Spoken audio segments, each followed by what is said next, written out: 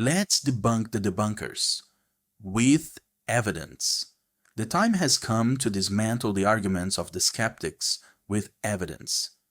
In this video, I want to show you that the Anunnaki topic is not a conspiracy theory.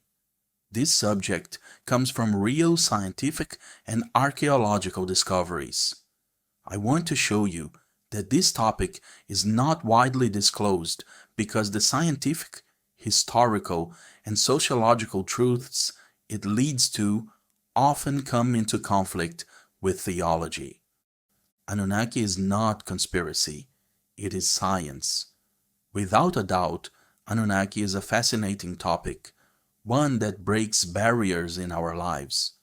I also know that you've already watched other videos here on the channel, or from other channels, with stories from those Sumerian tablets.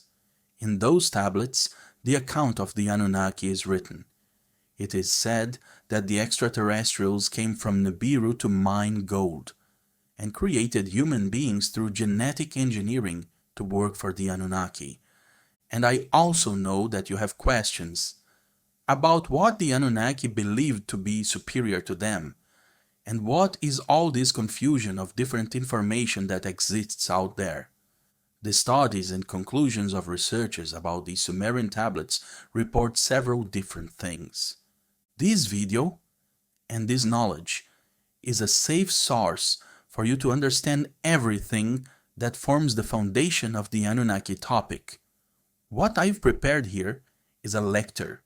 I'm going to lay out the entire subject here. Then, we're going to build a structure of ideas. That's why I ask you to watch this video seriously, all the way to the end. Some things that will be said here, you might think they conflict with, or even deny, some videos on the channel. I want to make it very clear that my intention is always to bring knowledge and to allow people to draw their own conclusions. In this sense, this video brings scientific foundation with archaeological research and things I read in books. And the intention is not to undo other connections that are made in other videos. But my intention in this specific video is to bring foundation and a base of scientific knowledge, so that from here we can make other conjectures. Sumer is the first civilization in the history of humanity. Until then, humans were nomads. Then, you might ask me, what about India? What about Göbekli Tepe, over there in Turkey? Historically, archaeologists also state that Sumer is the first civilization in human history. If another civilization existed before and had social organization, laws, agriculture, architecture, and everything we see in Sumer, they left no written records. The truth is that we don't have that knowledge now. What reaches us today, based on archaeological evidence and written records, is that Sumer is the first known civilization. Until Sumer, the humans, and also the humanoids who existed, were nomadic. They existed, of course they did. Göbekli Tepe, which I just mentioned, is about 12,000 years old. Sumer is not that old. It is estimated to have emerged between 6 and 2,000 years before Christ, somewhere in that 4,000 year range, between 6 and 2,000 years before Christ.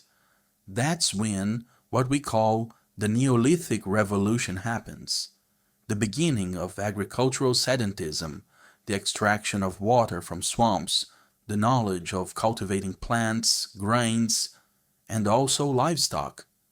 This beginning of agriculture and animal husbandry, that's what gives rise to civilization. That's what marks the Neolithic Revolution. In scientific terms, it's in this transition that humanity moves from the Paleolithic to the Neolithic, leaving behind hunter-gatherer societies and entering into fixed structures, with the domestication of plants and animals. Until around 1830 or 1840, no one knew about these things. It was during the excavations led by Austin Henry Layard, who was a British museum official and supported by other major museums around the world, that the Library of Nineveh was discovered in what is now modern-day Iraq. In these excavations, between 30 and 50,000 clay tablets were found. They're small tablets, little clay pieces. They belong to the cuneiform writing system, a form of writing made with a kind of wedge pressed into the clay. This writing was used for more than 3,000 years and is considered the oldest known writing system, even older than Egyptian hieroglyphs. Now, how do we know that what's written there is actually correct? There is an inscription called the Behistun Inscription, which was engraved in several different languages. It was through it that specialists were able to translate the tablets with precision.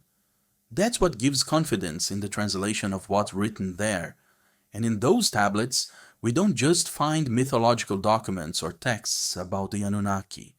There are commercial documents, there are laws, there are chants, hymns to the gods, records of customs, habits, schools. There's everything. It's an open window into the world of that time. Until the 19th century, very little was known about the first civilization in the world. Only after the discovery of that library, of the Behistun Inscription, and after deeper study of these texts, did we start to uncover these things. And everything I'm telling you, and what I'm still going to tell you, is historical knowledge, and even scientific knowledge. I remember reading books like History Begins at Sumer by Samuel Noah Kramer, books by George Smith, also by Henry Freeman, if I'm not mistaken, by Jeremy Block, and several other writers and Assyriologists who are experts in this field. In those books, it's always the same thing. Everything begins in Sumer. Let me tell you quickly, the Sumerians invented the sexagesimal counting system. By using the creases on their fingers, counting 1, 2, 3, up to 12, they could count using just one hand.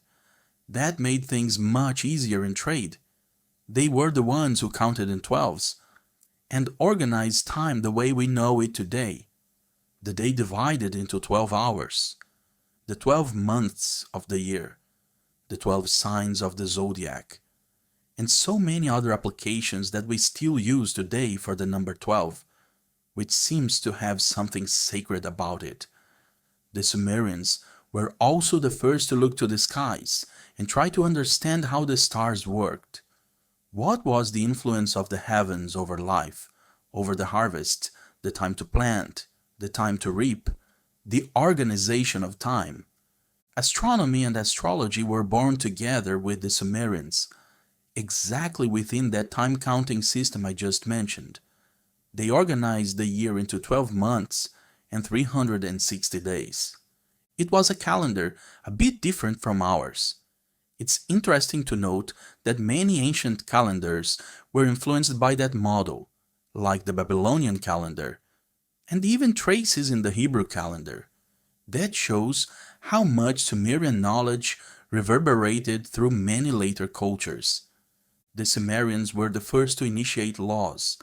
The oldest law code known today is not the most famous one, which is the Code of Hammurabi, but actually the Code of Ur-Nammu. For now, this is the oldest code we have from Sumer. With the Sumerians also came the first wheeled vehicles, pulled by donkeys. Agriculture began, livestock farming too, as I mentioned earlier. Schools also began, and we find in books, like those by Samuel Noah Kramer, that studying in those schools back then was not easy at all. Irrigation and the extraction of water from swamps also began there. In Sumer, it's a lot, and everything starts there, right here, quickly, and already forgetting a lot because it really is a lot. The Sumerians began so many things, and much of what we live today comes from them. All this social organization that exists to this day, a large part of it, comes from Sumer. They were also the first to write. And it is in these clay tablets, those 30 to 50,000 tablets, that we find commercial documents, customs, and everything else from that time. As I've already said, there are also mythological documents. These tablets are in the Library of Nineveh. That library is said to have belonged to King Ashurbanipal II. It didn't arise together with Sumer, it came much later. But he did an archival and preservation job. In the language of librarianship, he safeguarded those documents. He kept tablets from long before his time. So in there, we find Sumerian, Akkadian, and Assyrian documents. The importance of the Library of Nineveh is so great that many scholars compare it, in historical terms, to the Library of Alexandria. It represents one of the greatest attempts in antiquity to preserve the knowledge accumulated by different peoples. In the worldview the Sumerians had, and which is recorded in the tablets, they believed the earth was a disk. That's right, flat earth. That was the worldview between 4,000 and 6,000 years ago. The earth was a disk. Above that disk there was a celestial dome. That celestial dome, that sky, was called An. It was a universal principle. The sky had that name, An. I'm not yet talking about the god An or Anu, okay? The sky was called that, where the word was the key, the earth. Between the sky and the earth, there was a separation called Lil. That sounds a lot like the name Enlil. En means Lord, and Lil can be translated as wind, matter, breath, or space. It was what filled the An, the sky, and the Kai, the earth. The Lil was there between them. Below all of that was the underworld, simply the world of the dead. That's where the soul or the spirit, or however we want to call it, of those who died would go. With that in mind, the Sumerians also explained in the tablets how and why they were created. And they had no doubts. They had certainties. They didn't have this modern dilemma, very common in our time, about free will. Do we have free will or not? Or like in the movie The Matrix, do we choose what happens, or only understand later why we chose it? This dilemma is modern. The Sumerians, who also initiated mathematics and philosophy, had no such doubt. They knew with certainty that they had been created to serve the gods. Their lives were devoted to the gods. With no doubt at all, they were created to serve. Their lives were for the gods. Period. Later on in Sumer itself, the so-called ziggurats would appear. But hold on to that information for now. We'll get to them soon. Let me first tell you about the Sumerian myths. There are many creation myths. I'll mention here the Enuma Elish, the Epic of Atrahasis, also the text Enki and Ninmah, Enki and the World Order, among many other Sumerian creation texts. The Sumerians were categorical in stating one thing. Before humans existed, those who inhabited the earth were the gods. And they didn't just inhabit it. They worked here. Men and women, gods and goddesses, male and female, were here, right here, on earth, plowing the land, digging, building, doing tasks. But there came a point when these gods grew tired of working, and then they created human beings. They created them to serve. This account appears repeatedly in different tablets, suggesting that the creation of human beings had a functional purpose. There is no moral tone in this. It's a function. The human being is created as a part in the mechanism of the cosmos. And do you know where all of this is found? In the Mesopotamian tablets. available in museums around the world. These men and women, gods and goddesses, male and female, worked on Earth as a planet, and on the land itself, plowing, digging, doing all kinds of work. But these gods got tired of the work, and then they created human beings to serve them. Human beings. The Sumerians were created to serve the gods. They had no doubt about that. The Sumerians referred to themselves as black-headed people, both men and women. That was the term they used to describe themselves. The word Sumerians was given by other peoples later on. They themselves called themselves that, just like today we call ourselves Brazilians. It was others who called them Sumerians.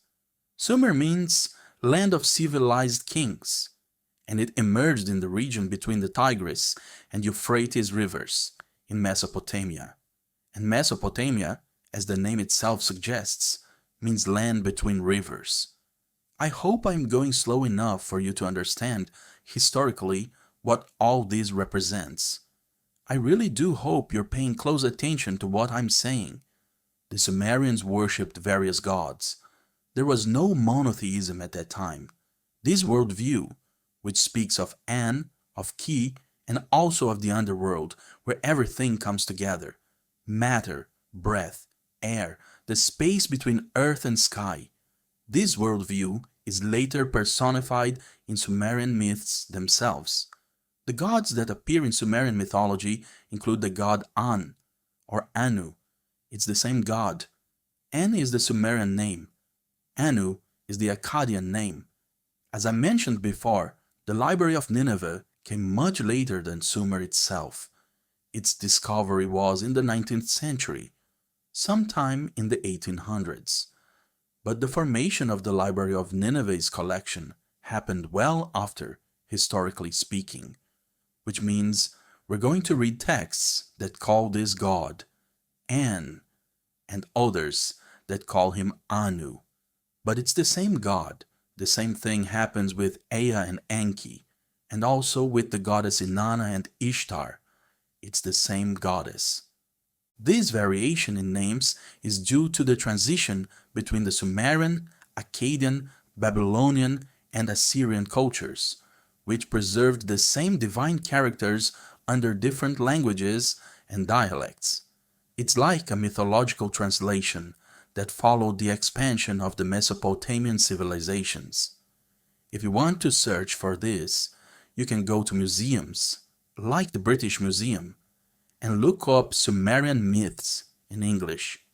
You'll find texts that exalt the gods, that show families gathering because of an illness and asking for healing from Inanna or from other gods, especially Enki.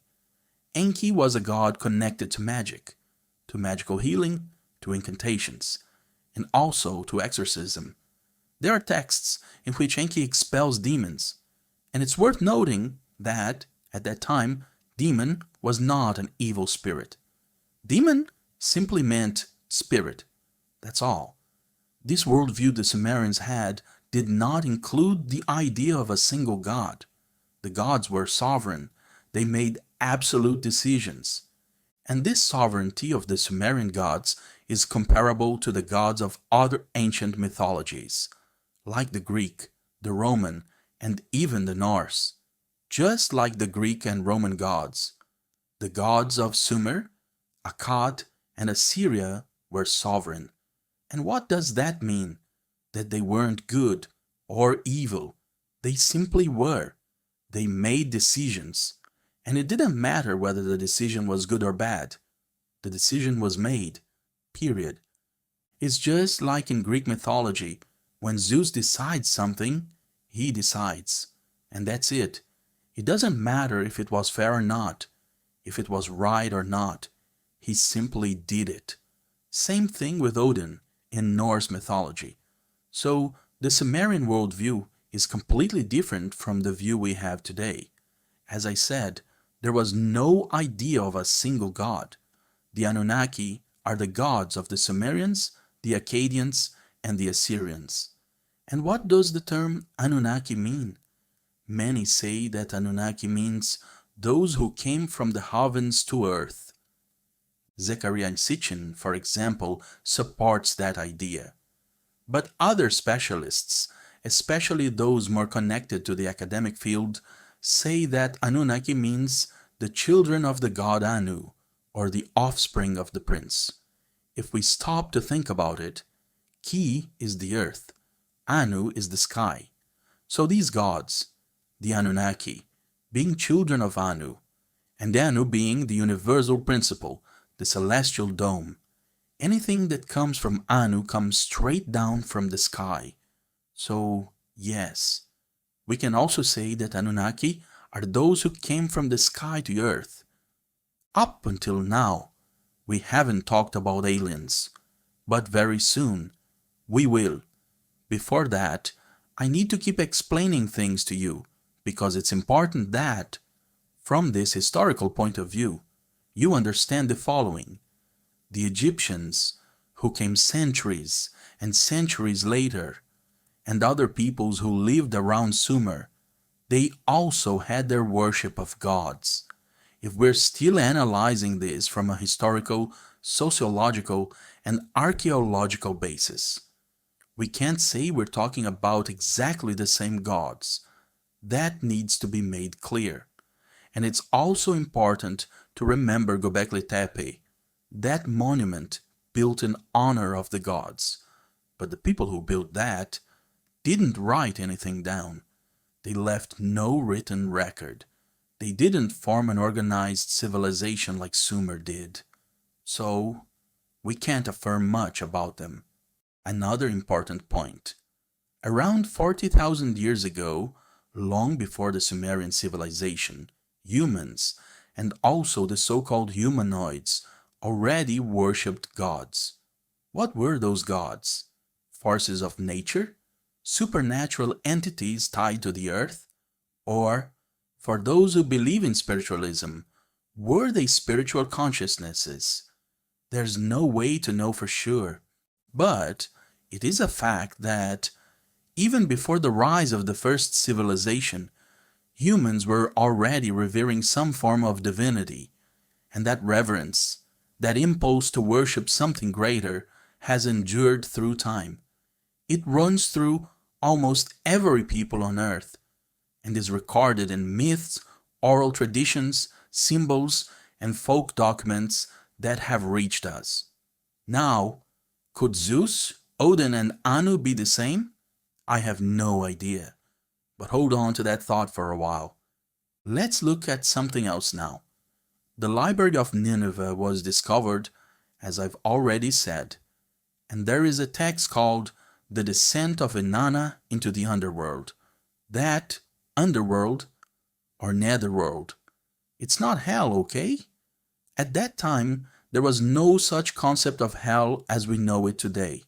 It was simply the world below, the world of the dead. This text, The Descent of Inanna into the Underworld, was only fully reconstructed and recognized by scholars in the 1930s, so it hasn't even been available for 100 years yet as a complete text, and this text is very important. It brings the first mythological account of a resurrection, at least 1500 years before the birth of Jesus, and that was discovered very recently in the timeline of our history. George Smith, sometime around the 1870s, was studying at the British Museum. It was he who identified what we now know as the 11th tablet of the Epic of Gilgamesh. And they say, I don't know if it's true, that when he saw there was a flood account written there, and that this account not only connected with the Bible, but showed there were other gods besides a single one. He ran out of the museum in his underwear, screaming. If it's true, I don't know. But that shows the impact of that discovery.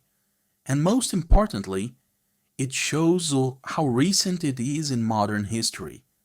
These findings were so impactful that they completely changed the way archaeologists and theologians began to view the biblical accounts. For the first time, there was written evidence, older than the Hebrew text, of a universal flood, of heroes, of gods, and of a similar mythological structure. Let's bring all this together now, and also bring what I read in some books, several books, like The Invention of God by Thomas Romer, The Bible Unearthed by Israel Finkelstein and Neil Asher Silberman, and other books by Samuel Noah Kramer. These books are the result of years of archaeological and textual research, and they show that the religion of the Old Testament didn't come out of nowhere. It was shaped within a context where other gods were already being worshipped, and where monotheism was a progressive and strategic construction. We know that in the regions where Yahweh, the supposed one true God, revealed himself to Abraham, there were, in fact, other gods being worshipped. What the Hebrews established was a monolatry. A monolatry does not deny the existence of other gods, but chooses to worship one God as the main one. Our Christian faith, or even the Islamic one, which are widely spread, teach us about a single God, but recent archaeological discoveries show us the opposite. For example, God may have had a wife named Asherah, a name omitted from the biblical canon. And all of this makes even more sense when we look at the context of Abraham. Abraham didn't come from a religious vacuum. He came from Ur, one of the most important cities of Sumer, in the region that today corresponds to the south of present-day Iraq. Ur was a sacred city dedicated to the moon god Nana, also called Nanar or Sin.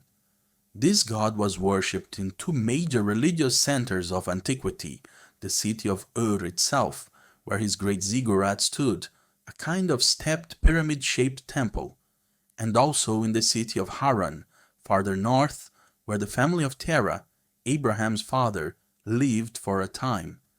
It's no coincidence that Abraham's brother was named Haran, likely a direct reference to that sacred city. And, well, you know what's happening over in those lands today, right? To understand some things, it's inevitable to look to the past. After all, modern-day Iran comes from Persian origin. Going back to ancient times, in antiquity, people truly believed that the gods physically dwelled in the ziggurats. It wasn't just a symbolic construction. It was believed to be a meeting point between gods and humans. The top of the ziggurat was reserved for the god, and only the highest priest could climb up there. These priests were often not just religious figures. They also held political and administrative power, especially in the early cities of Sumer. The highest authority in the city could receive the title of Ensi, something like a priest-governor, or Lugal, which comes closer to the idea of a king. Over time, the Lugal became the dominant figure, concentrating military, religious, and administrative authority. In the time when Ur flourished as a religious, cultural, and economic center, kings like Shulgi, Amarsin, Shusin, and Ibisin marked an era. All of them were kings of the third dynasty of Ur, one of the last great expressions of the Sumerian civilization before its final fall. These kings maintained a strong symbolic and religious connection with Nana, the moon god. The king was seen as chosen by the god and legitimized by him. The construction or restoration of the ziggurats was part of this divine alliance. Shulgi, for example, restored the great ziggurat of Ur in honor of Nana. Amarsin and Shusin continued the centralized and religious administration, building canals, temples, and maintaining the worship. But Ibisin, the last king of the dynasty, faced a severe crisis.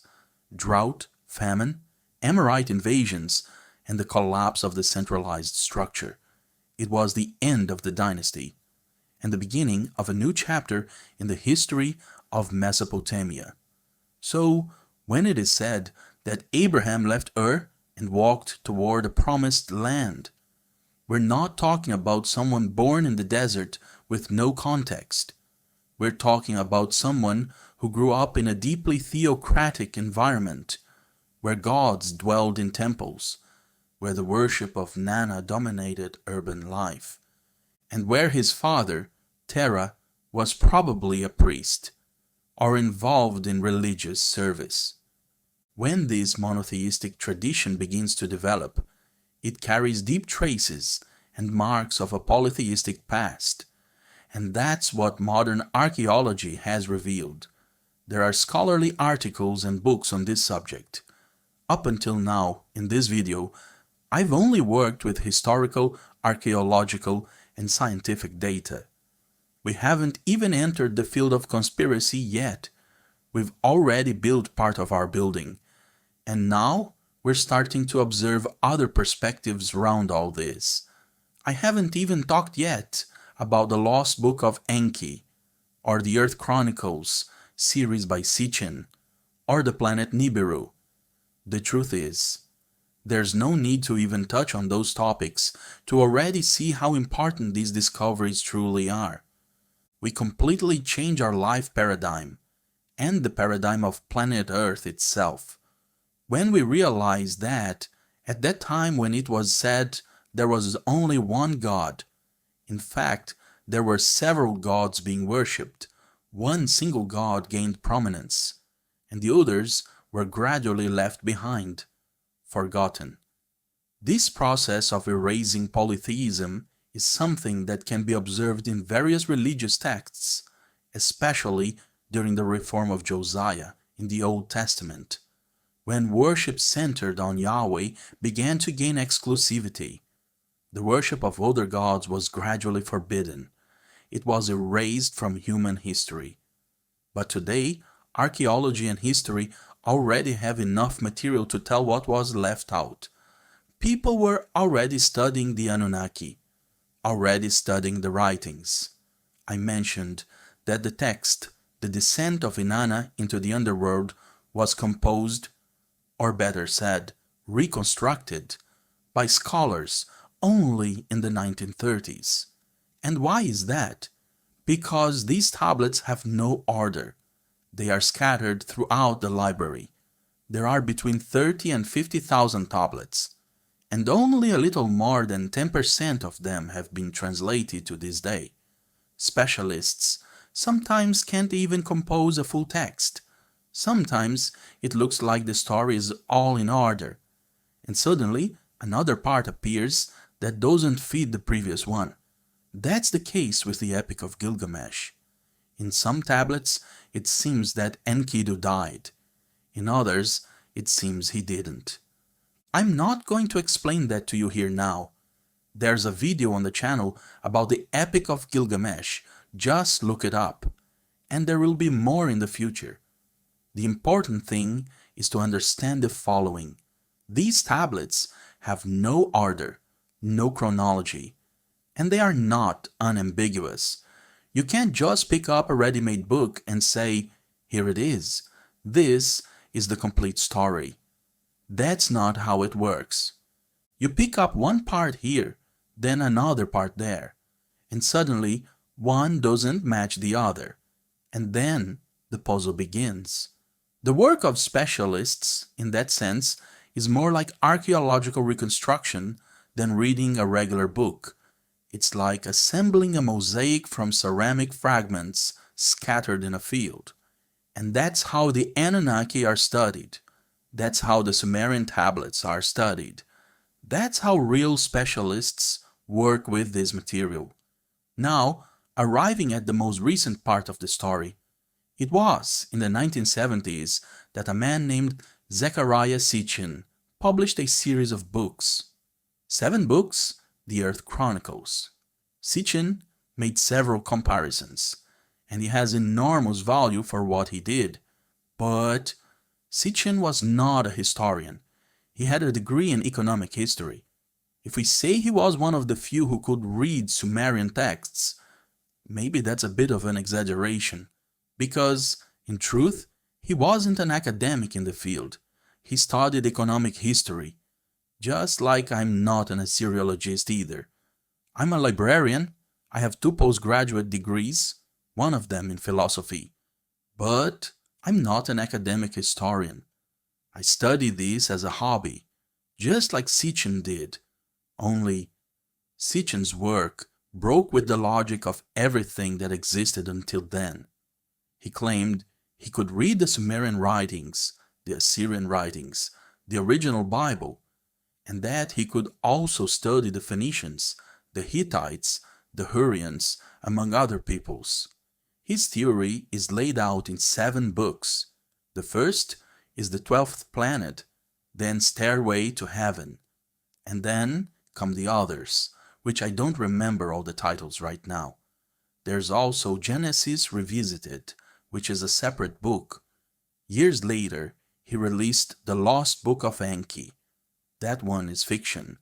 He took everything he had studied, turned it into a narrative, created a story divided into tablets. And that's it.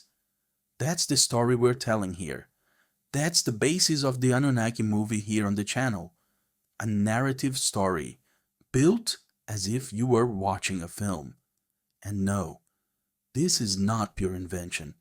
This is important and necessary. You just sit and watch.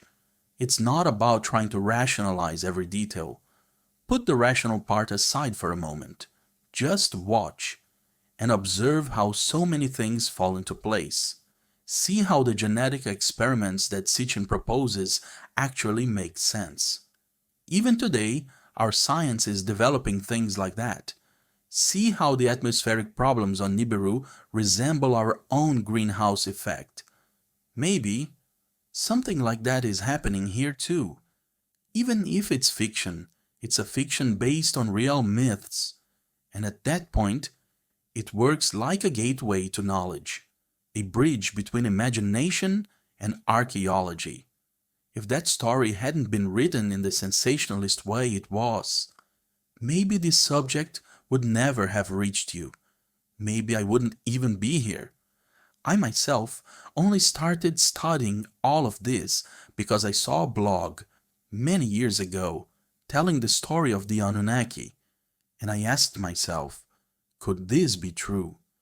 Then I started reading history books, archaeology books. I began doing comparative studies, and only after all that was I able to understand the importance of Sitchin's work. So the respect for him is huge. And if you want to know, I believe in a lot of what's in there. But some things need to be said clearly. I see a lot of channels out there saying, the Sumerian tablets say this, the tablets say that. But the truth is, we don't even know everything they say. Not even the specialists do. And here, it's important to clarify a very common fallacy. The Sumerians are categorical in saying that humans were created to work for the gods, and that the lesser gods, called the Gigi, were freed from hard labor, created to work. But that's different from being created to be slaves. You work too. Are you a slave? Okay. I know that sometimes the system feels like slavery, but technically, it's not slavery. Same thing with the Sumerians. It's an exaggeration to say they were created to be slaves. That may be an interpretation that came later, after reading the myths, but you can't say that's written literally in the tablets. It's not, and that's why we always need a standard, a criterion, because when studying myth, history, and religion, any small distortion can become a huge belief. Of course, in the videos here on the channel, I often lead with different beliefs and different approaches, but my intention will never be to tell you what to believe. My idea is not to limit you. It's the opposite. It's to free you from thoughts that might make you a slave to your own beliefs. Because even if some things aren't clearly written there, some things are between the lines, right between the lines. And that's why sometimes I say things explicitly, and other times I prefer to leave it implied. Follow this line of thought. You know what ziggurats are, right? Ziggurats are pyramid-shaped structures.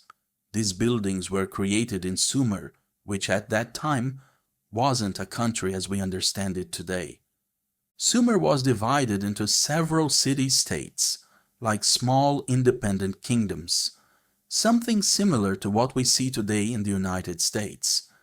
Each city-state had its own god, and for each god there was a ziggurat.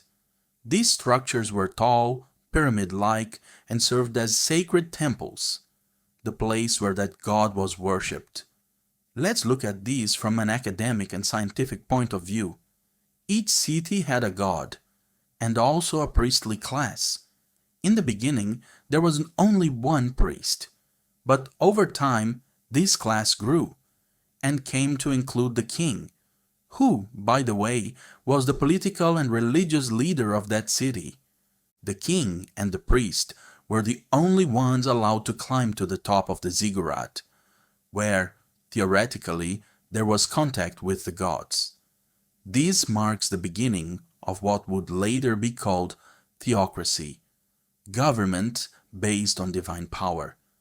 The idea that the king rules because he was chosen by the gods begins right here in Sumer, and along with all of this came the payment of taxes. If you think paying taxes is bad, and I also think it's very bad, it's good to remember that since the beginning of history, since the origin of state power, that already existed. In Sumer, the citizens already paid taxes to the kings and priests. And the most curious part, these taxes were given to the priests under the justification that they would be offered to the god of the city, up there, at the top of the ziggurat, and they even came back with a receipt for that tax. Sorry, I almost said tithe, but it's just to get us thinking, right? Were those gods really up there physically or spiritually? I don't know. And honestly, I don't even rule out the possibility that it was all a huge invention. Maybe someone created a system, built a structure, and then said, "Now I speak with God." Who knows? Maybe they used some kind of hallucinogen, and in that altered state, they felt like they were communicating with some divinity. I don't know that either. Or maybe it was really physical. Maybe spaceships came down, and from those ships a god appeared. Right there, on top of the ziggurat? I don't know. But I'll confess something to you. I get chills just thinking about it, because I love this. That idea pleases me. It seems to make sense. But I don't know if it's true. And most importantly, this is not written in the tablets, nor in the books. It's conjecture. And I love these conjectures so much that here I am, on this channel, producing videos about it, which I love to make, and which you love to watch. And this is not merely a matter of liking the idea or enjoying making videos. It is, in fact, the most plausible alternative. The Anunnaki were extraterrestrial beings, flesh and bone, who came from the heavens to earth. There does not seem to be any other viable alternative. The only consideration is that mythology and all the ancient accounts should not be reduced solely to this one interpretation, without appreciating the full beauty of everything else they contain. Now, let me raise another question. Could these Sumerian gods be the same ones that appear in Egyptian, Greek, Roman, Norse mythology, and even in other world religions? I don't know. And honestly, I think it's a bit premature to make that kind of comparison. unless we've read many Sumerian tablets. Then, yes, with a solid foundation, maybe we could say something. But I've already seen people saying, for example, that the moon god Nannar is the same as the supreme god of Islam, Allah. And, sincerely, I think it's way too premature to make that claim. Before saying something like that, maybe we should study the Sumerian texts about Nannar in depth. Then, yes, with proper grounding, we can think about it. And Marduk? Could he be Ra? Well, in the Lost Book of Enki, yes, he is. But is he really? I don't know. I know that Sitchin said Marduk is Ra, and I also know there are scientific articles that study the similarities between Marduk and Ra. Yes, you heard that right.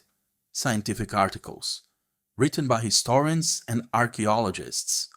This is the type of material that I usually investigate, read and access to form the basis of the knowledge that I share here on the channel. Scientific information.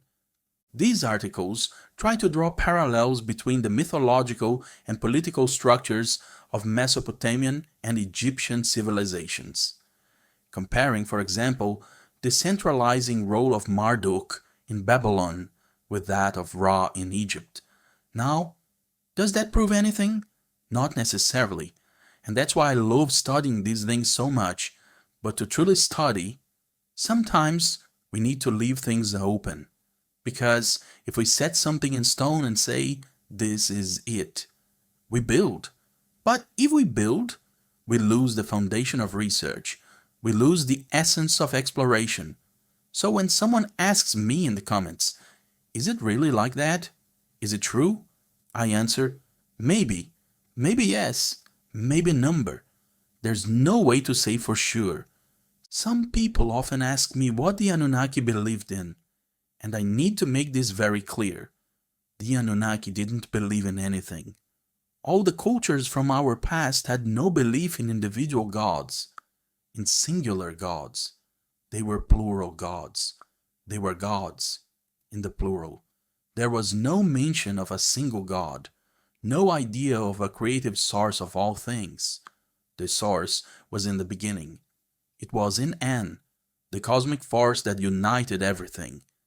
And that later even appears in Greek philosophy, in Thales of Miletus, when he speaks of the arche, or even in the idea of the demiurge, not the Gnostic demiurge, but the demiurge from the Greek philosophers.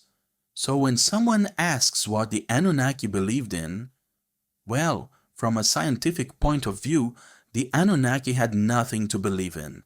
The Anunnaki were the gods who were worshipped by the Sumerians. And the Sumerians, yes, they're the ones who can tell us what they believed. And the Sumerians believed in the Anunnaki.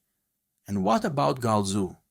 Well, Galzu is an invention by Zecharia Sitchin, who introduced the concept of the Anunnaki's belief in a father of all things in the Lost Book of Enki. That represents what he believed. I confess, I can't understand why he did that, but the fact is, he did. And this appears in the films here on the channel, because I want to respect the conclusions he reached. But it needs to be clear. From a scientific perspective, this has no foundation whatsoever. The name Galzu doesn't appear in any Mesopotamian tablet, in any document, and is not mentioned by any expert. So then some people ask, are the Anunnaki false gods? No, that's not it. It's beautiful. The Anunnaki are the first gods worshipped by the first civilization that ever existed on Earth. And this first civilization, Sumer, claims that everything that was learned back then, the measurement of time, astronomy, agriculture, livestock farming, laws, irrigation, the creation of city-states, and a bunch of other things that maybe don't even fit here right now. All of that was delivered by whom? By the gods. It was the gods who taught. And which gods were those? The Anunnaki gods. Are the Anunnaki the archons? Well, now we're entering a different realm, a more complex realm that requires a deeper explanation about Gnosticism. That will be explored. Yes, but not now. And are the Anunnaki controlling what happens around the world? That's a question that comes up often. There are channels, theories, videos, forums, and some really go far. There are people who say that Nibiru is a mothership. Others claim the Anunnaki are hidden, running the world from behind the curtains. And there are even those who swear they're lizards. Yes, lizards. And where does this story of the lizards come from? It all starts with an old concept in neuroscience, the so-called reptilian brain. For a long time, scientists divided the human brain into three major structures, and the most primitive of them, tied to survival instincts, aggression, hunger, fear, and immediate reaction, was nicknamed reptilian. That's because it resembles the brain structure of reptiles and of some of the first creatures to emerge from the water. One example cited in scientific documentaries is the Tiktaalik, one of the first vertebrates with both fish and land animal characteristics. These early animals would have given rise to instinctive patterns that still inhabit the human brain today. Of course, modern neuroscience has revised a lot since then. Today, much more is said about the role of the prefrontal cortex, that newer part of the brain responsible for emotional intelligence, conscious decision-making, and the ability to observe and regulate our own actions. The term reptilian brain is already considered obsolete, but it was precisely this idea of the reptilian brain, mixed with ancient symbolism and a good dose of interpretation, that fed the theory of David Icke. According to Icke, the Anunnaki are reptilian beings that have inhabited the earth for millions of years. He suggests that these beings are still among humans, infiltrated in global power elites, and even connects the British royal family to a supposed lineage of these reptilian Anunnaki. It's a theory that, for some, mixes fiction, belief, and esoteric elements. And it's important to make this clear. That kind of view already belongs to the realm of conjecture, of the imagination, of faith, and in that realm, there's no right or wrong. Everyone has the freedom to form their own view and believe in what they want. Now, could the Anunnaki be malevolent beings still out there today, operating behind the scenes of power? Maybe. But honestly, maybe we don't even need to go that far, because sometimes humans themselves already do that very well on their own. Evil, manipulation, exploitation, all of that can be produced without any outside interference. Human beings, by themselves, have already learned how to dominate, to exploit, and to benefit from the weakness of others. Are the Anunnaki behind that? It's possible. But, even if they're not, malice has already been well assimilated. So, there's no need to blame the reptilians. But anyway, everyone is free to believe whatever they want. This video is coming to an end. Anyone who made it this far is someone who truly enjoys this topic, and is probably looking for deeper answers about the Anunnaki, the origins of humanity, and everything that official history seems to have left aside. May this content have helped in some way, and if it did, you already know how to give something back. It's simple. Just leave a like, write a comment below.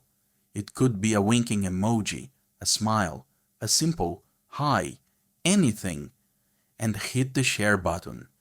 Send it to that person who also loves these topics, who's into forbidden archaeology, Sumerian tablets, ancient civilizations.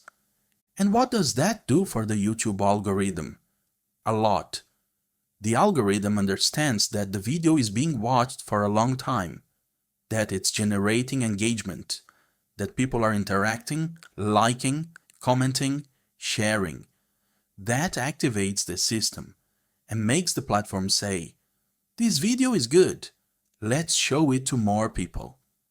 That's how this knowledge, which comes from years and years of reading, research, reflection, and writing, can reach even more people. And speaking of that, soon I'll be translating and bringing exclusive content, a 10-lesson course here to the channel. It was originally recorded in Portuguese in 2021. These videos will follow the same format, but of course, much more in depth than what we covered here. There, I will be studying the tablets together, analyzing each section. Now you know, Anunnaki is not nonsense. Anunnaki has a foundation, and throughout this entire video, that was shown with archaeological, historical, and scientific support. See you in the next video.